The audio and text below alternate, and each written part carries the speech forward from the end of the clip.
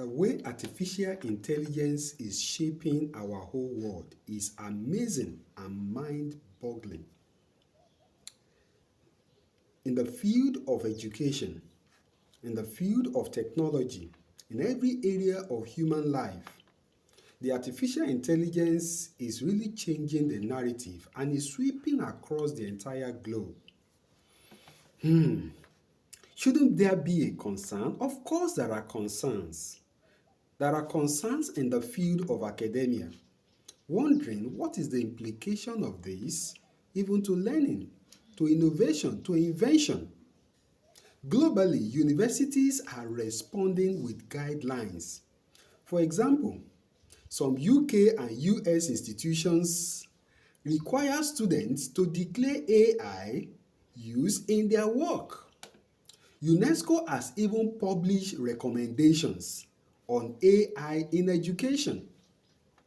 Now, here in Africa, the conversation is just beginning. We need frameworks that will do three things. Number one, encourage innovation. Number two, protect integrity. And number three, guide responsible use. You're welcome to my YouTube channel. If this is the first time of coming across my video, my name is Dr. Felix Ayolelo Yeleye, and this is Research and Statistics. This is the station where we discuss everything that has to do with research and even how technology is changing the narrative as it affects academic research. So, I want to encourage you, if you're just joining me for the first time, please don't hesitate to subscribe to this channel, like the video, and then drop your comments, because today I'm going to initiate a conversation around the implication of AI in the academia, in the educational sector across the African continent. The ChatGPT is the mother of them all, and it is having serious implications on students' commitment to study. Many students are not committed to studying again as expected. Now, the question is, how do we approach this? So, in this session, I'm going to trigger a conversation, and you can be part of that conversation. The topic again is artificial intelligence in the academia. What are the opportunities? What are the concerns? And what are the road to ethical usage of this important technological piece? So, we're going to get started, and it's going to be an interesting time, and it promises to be very insightful and informative. But you will do me a good favor by subscribing to this channel, like the video, and share it with your colleagues. There are lots to learn as it affects this particular topic. Okay, so, and I will be responding to your comments at the comment section. I'll be responding to your consideration and whatsoever you have in mind, because this is a topic that we need to discuss. A total avoidance is not the way to go. The reality is that AI is sweeping across the globe, and the rate at which new concepts is even coming is worrisome, and it is something that in the academia we must give serious consideration. We must give serious talk. I expect by now that across Africa we should be having ad hoc committee that can put together a framework to ethical usage of these concepts, because the danger is in being silent, and the implication is that while it has great potential to help students, to help researchers, and even the entire university community, there are also downsides. There are concerns that we can't actually trivialize. Now, but let me start by actually doing a quick poll at the comment section. I want to know how many of you have already started trying AI. Maybe in one area or the other, you are using it to write your literature. It's giving you idea on research gap and what have you. So please drop your comment at the comment section. Just give me a yes, just give me a no, We want to do a quick poll to understand the widespread of the use of this technology. And it's important to have a discussion around the implication, because this is what we cannot actually wish away. Now, imagine you are struggling to write your literature, and suddenly you have an assistant who can summarize dozens of paper in seconds. That sounds magical, and that is the power of artificial intelligence. But here is the twist. It also raises the big concern about ethical use of this important technology. And that is what we are here to unpack in this video. We're going to be looking at what artificial intelligence is, and of course, the positive things we can use it for as teachers, as lecturers, as academics, and even as students. There are lots and lots of potential that we can explore as it affects artificial intelligence. Of course, it all started with ChatGPT when ChatGPT was actually launched a few years ago. It revolutionized a lot of things. But let me quickly lay a background that artificial intelligence is not altogether new in our life as humans. Okay, there are some technological concepts, innovations that have actually been a game changer at their own different time. Talk about the calculator. Before now, we make use of four-figure table to calculate and to do a couple of things as it affects mathematics. But after a while, we now had adding machine, and at another point in time, we had calculator. And to some extent, there were some concern about the use of calculator that is going to cause some atrophy of the brain. It will hinder students from putting their brain to best use. Okay, but with time, the world had to accept it. That may not be too different from artificial intelligence. At some point, people are getting to settle with the reality that this is not going away. But beyond just settling with the reality, we must deal with the concern. We must address the implication this may have on the originality of research. It is a conversation that we must have to also help our students, because the tendency is that certain ability will begin to fade with time. Ability to write, because AI can do the writing for you.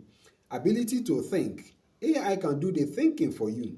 So this is where this conversation becomes very, very important, even this evening. It becomes very, very important.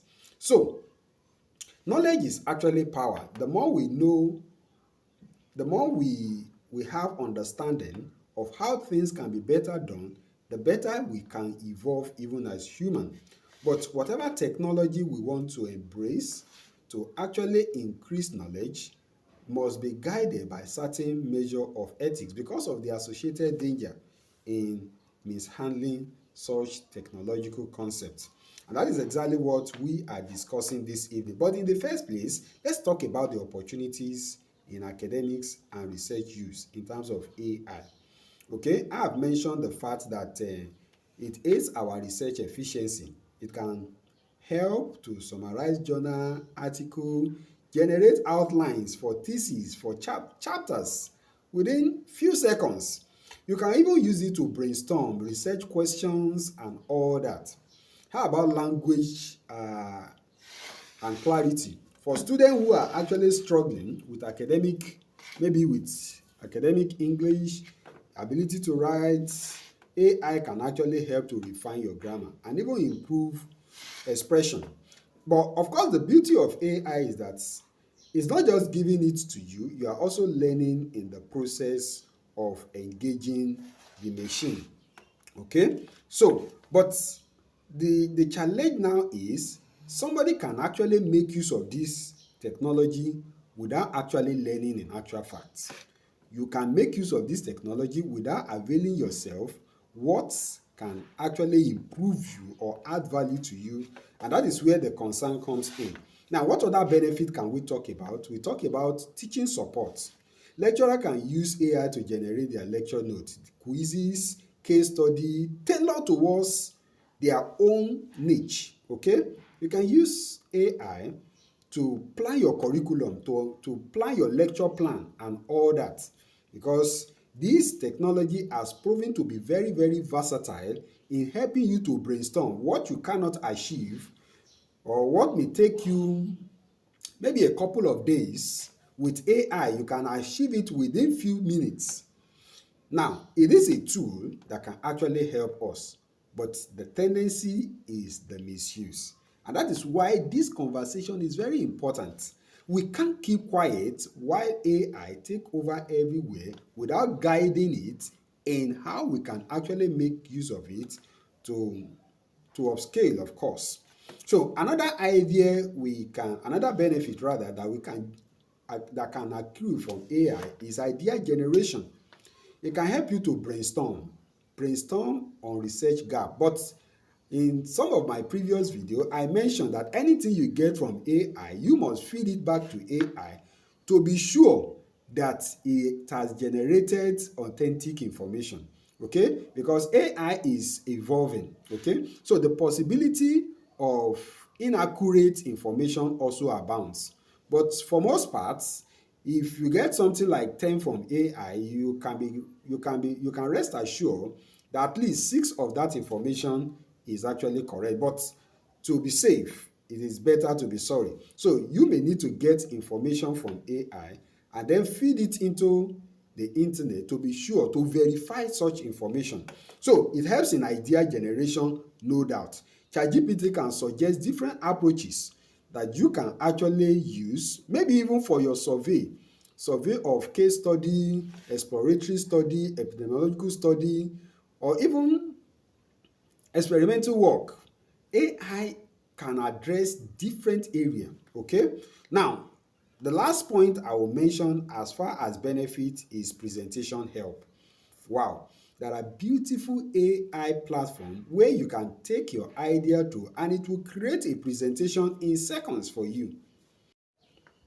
Maybe you are to give a quick presentation on a particular subject matter. AI can actually help you to make quick presentation. It creates your PowerPoint better than the conventional Microsoft Office that we make use of. So we have the different platform where you can create AI. Please check out my video on how to make use of how to create your presentation using AI. And it adds wonderful, beautiful graphics for you that will actually aid even your presentation. So having said this, AI is of course a partner.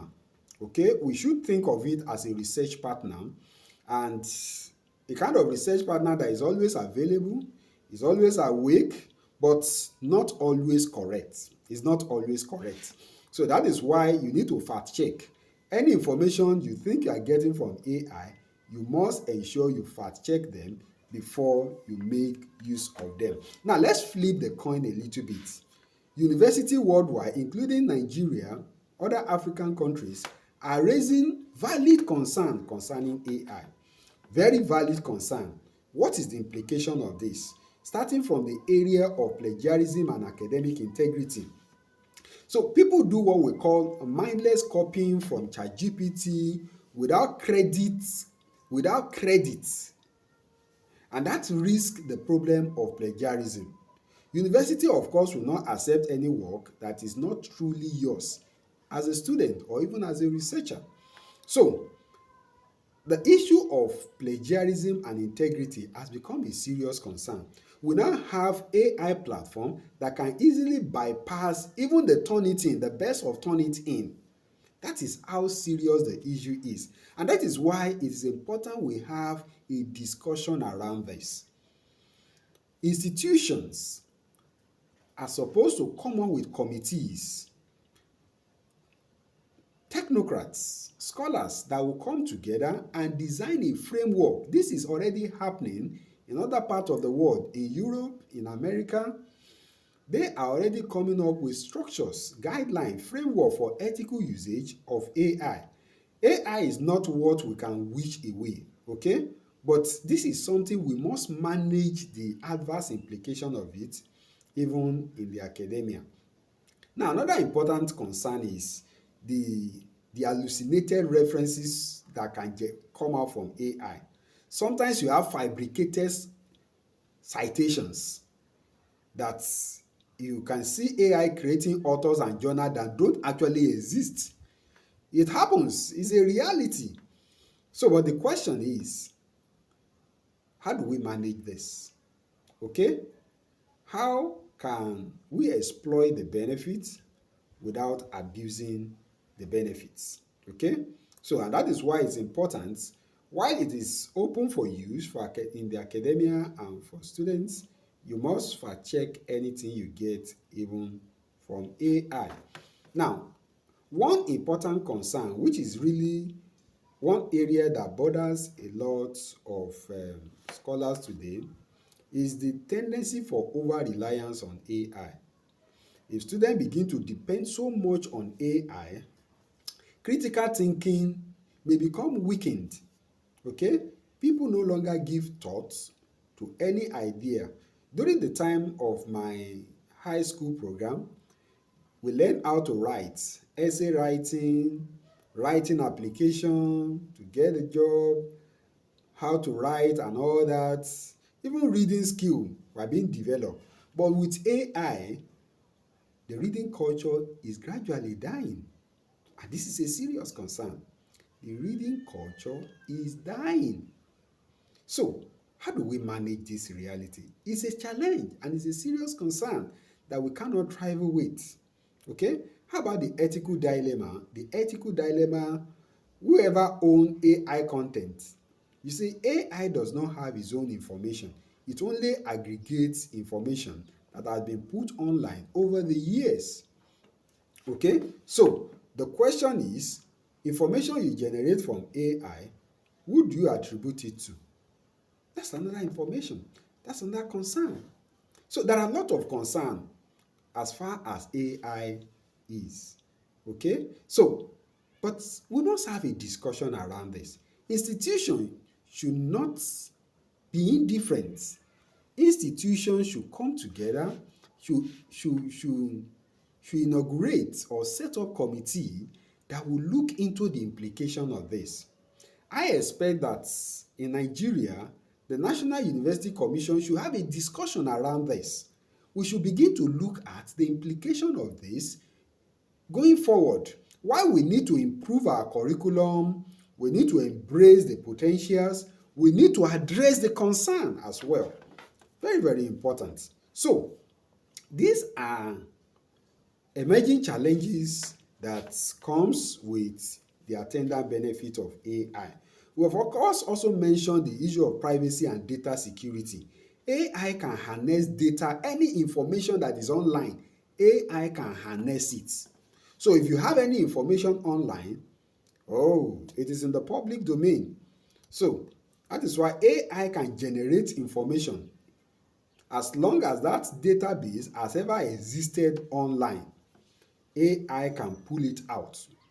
And this is a very serious concern. So that is why it is important, probably as a student, a researcher, an academic that has found use or interest in the use of AI, you must be very careful of the information you put on the internet, or you even upload online. Okay? Your database, your data sets, when you upload it online, be sure that you are very careful not to put confidential information on the internet. There is this usual concern that AI is going to replace students or replace people. No, AI is not necessarily going to replace people, okay? But AI is going to enhance ability, okay, of students, of teachers, of academics, okay? It's not going to replace people. So it's going to make people better in their presentation. It's going to make those that are good to be better. But if somebody is poor and it becomes over-reliance on AI, that can be a very serious issue. And that is where a cause for caution, okay? And that is the whole essence of this discussion. Perhaps you are just joining me. Please don't forget to like the broadcast. Also share the video and subscribe to my YouTube channel. This is a place where we discuss everything that affects research, education, and statistical presentation of our research finding. So, at this point, I want to talk about a call for ethical framework in Africa, and more importantly in Nigeria. We must work on ethical framework.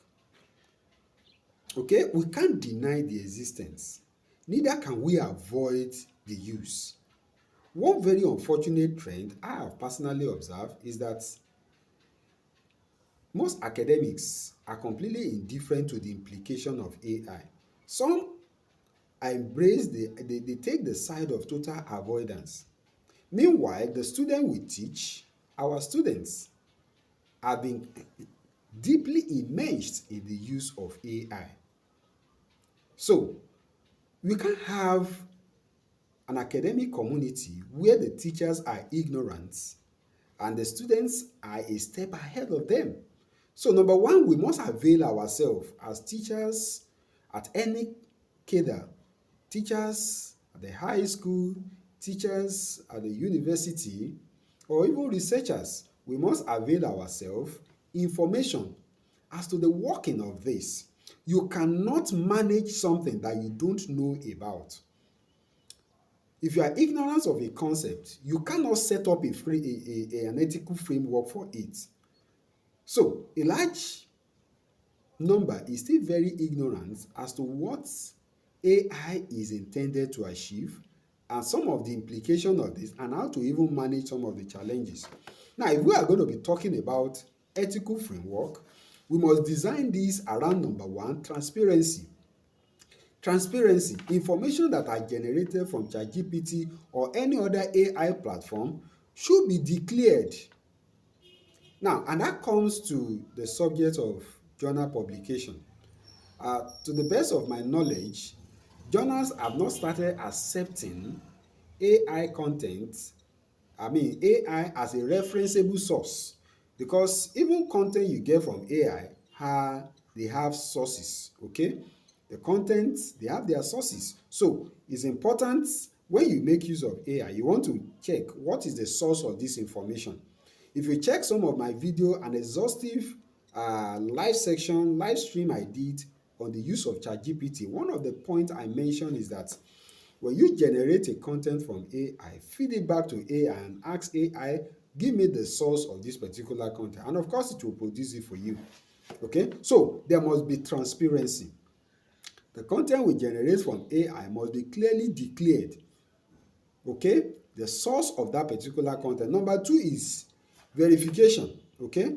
Which I've mentioned again, that we must always verify or fact check the information we get even from artificial intelligence. Even as students, as teachers, AI is a very versatile tool, but it can make mistakes. Okay? There are a lot of incorrect, inaccurate information that can actually come out even from AI. So AI generated information is not perfect, but the reality is that improvement is going on every day. In fact, the speed at which AI content, improvement in AI innovation is coming in 2025 is amazing. Very amazing. Okay? People are pushing out. Billionaires are investing into AI concepts across the world. Even nations are investing into the whole idea. Okay? So, and this is why we cannot pay a lip service to the implication of this technology. Now, the next important principle we must factor in designing a framework is integrity.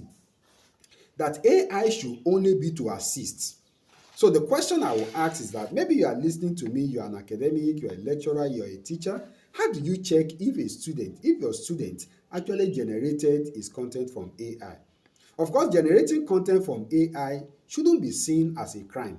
But if a student generated content from AI without making personal contribution, without modifying it, without owning that particular content, that becomes the problem. So, but the question is, how do you know as a teacher if that content is AI generated?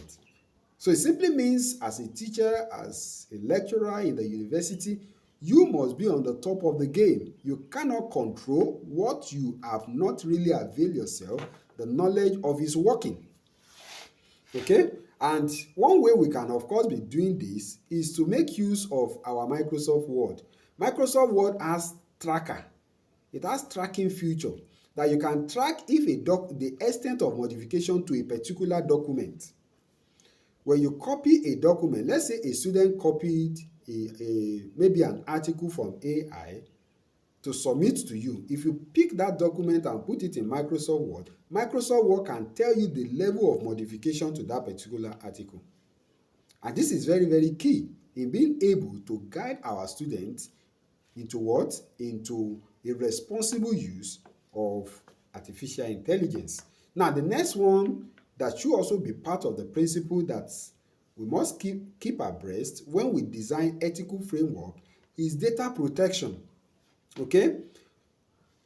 We must guide the university community on the need to be careful on uploading sensitive and confidential information on artificial intelligence. But of course, we must also encourage capacity building. Okay? We must train students. Let's train staff on the responsible use. These are framework.